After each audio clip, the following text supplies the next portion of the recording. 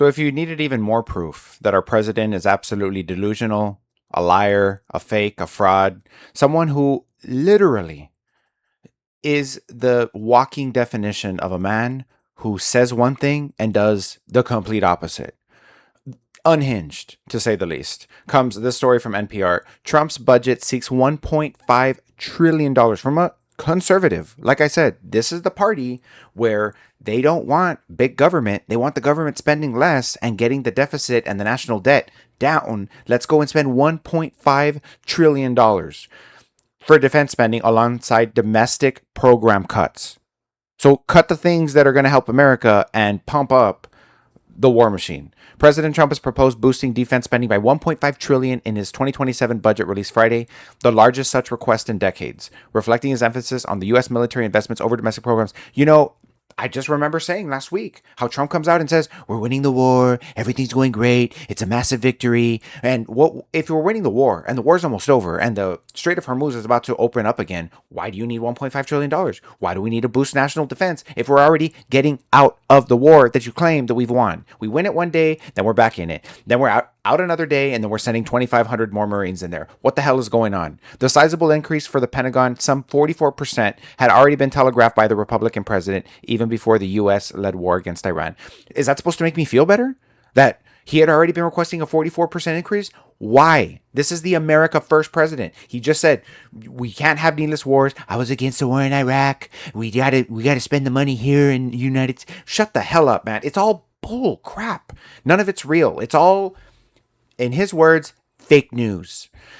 The president's plan would also reduce spending to non-defense programs by 10%. So he's not America first. He's war first. He's American military industrial complex first. Americans last. People that need it last. Infrastructure last. America last. This man is not only trying to roll back your rights as a citizen, he's trying to roll back your ability to have a country that's actually able to sustain itself with even a moderate sense of government efficiency. He's breaking the government. And that's what they do. They break the government, they defund government programs, and then when those government programs either end up not functioning well because they can't hire staff, or they're completely defunded to the point where they go away and the public becomes angry and frustrated, they say, well, you see, this is why the government shouldn't be involved. This is why everything should be done by the private sector. Well, the private sector sucks just as bad. Oh my goodness. President Trump promised to reinvest in America's national security infrastructure to make sure our nation is safe in a dangerous world. Hey, instead of worrying about our national security infrastructure, how about worrying about our actual infrastructure, our roads, our bridges, our school system, our people? Our people are our greatest resource. And we're just letting these people die because they're losing lack of health care. You're defunding the Medicare and Medicaid programs. You're forcing women to have babies that they may not want. And then when they have them, you're not offering any help to actually allow that child to be fed, nurtured, educated, have any shot of actually advancing in life. They're monsters. Do I need to read more of this? I don't. Are there going to be stats in here? The money for immigration enforcement, air traffic controllers, and national parks, among the priorities the White House has called for, was supporting the Trump administration's immigration enforcement and deportation.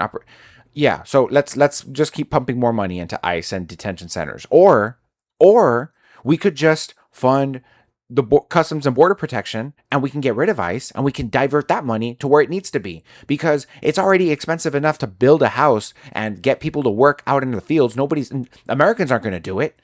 So you demonize the people that are actually providing low-cost labor, and then prices go up because now you have a labor force that wants to be paid, I don't know, minimum wage, which minimum wage has been the same since the 90s. So do you see the common sense? They're creating problems that were never there, and then when the country starts to inevitably work worse, they cry foul, because that's what always ends up happening. In addition to that, a 13% increase in funding for the Department of Justice to focus on oh yeah. So let's fire the Department of Justice chief, right, Pam Bondi, which is good. I agree, but continue to put more people who are unqualified in there, and then we're going to put more money into it.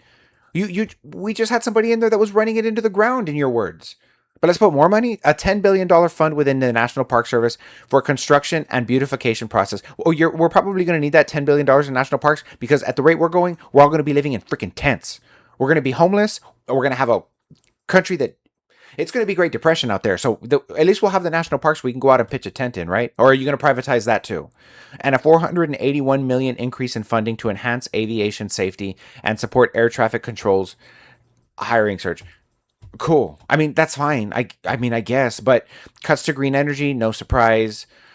I I it I'm not even going to go any further because I'm just going to end up crashing out, and I wanted to make this video short, but it's important to realize that they are conservatives. They're the ones that are supposed to be conserving money, saving money so we can pay down the national debt. Yet we are not investing in our factories. We have a high unemployment rate. We're not providing access for our youth for good trade schools. We're not providing free college. We're not providing a younger generation that's going to have any dreams, any aspirations, any hope of actually advancing, because of this nightmare country that we are just going to unload on them. So at a certain point, we need to come to terms with the fact that this orange old man lies about everything. Everything he says, you can't take it with a grain of salt. You can't take it with a grain of pepper. You can't take it for crap.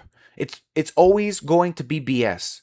So, and I'm done with the lies. It's just, this is the legitimate action. So no, you don't get any more funding until you can show me that you're not going to be sending our money overseas to a war we don't belong in, until you're going to show me that you're going to stop sending our troops to a war we don't have no business being in, until you can show me that you're going to actually start investing in America first and not sending 44%, which you had already anticipated for before a war, and now investing even more now, and then cutting things that would actually put America first by 10%.